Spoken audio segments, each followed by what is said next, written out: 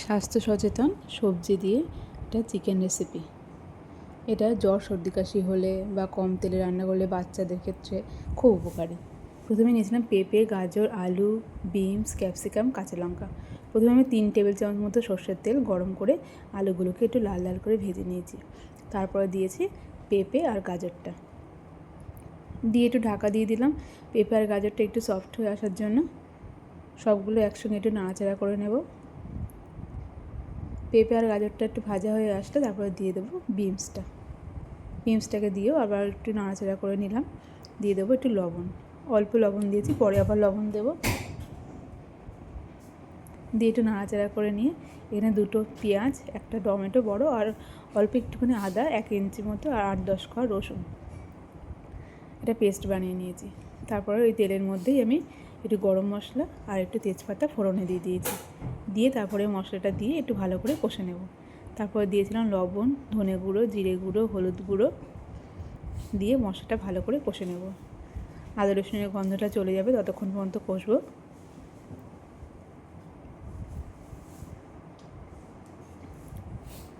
মশলা থেকে তেল ছেড়ে আসলে তারপরে আমি যে চিকেনটা ধুয়ে রেখেছিলাম সেটাকেই দিয়ে দেবো। এখানে আমার 800 গ্রাম মতো চিকেন আছে, সেটাই আমি এর মধ্যে দিয়ে দিলাম। চিকেনটাকে খুব লো টু মিডিয়ামে রেখে রেখে আমি রান্নাটা করব।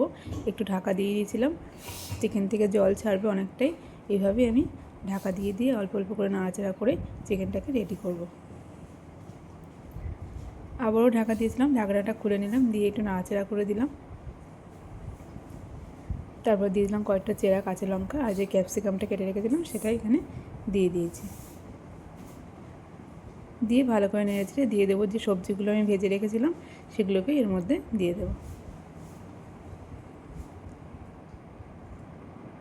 দিয়ে একটুখানি কষে নিয়ে তারপরে আমি পরিমাণ মতো জল দিয়ে দেবো। জলটাকে দিয়ে ফুটে উঠলে আমি ঢাকা দিয়ে মিনিট 10 মতো এটা রান্না করে নেব।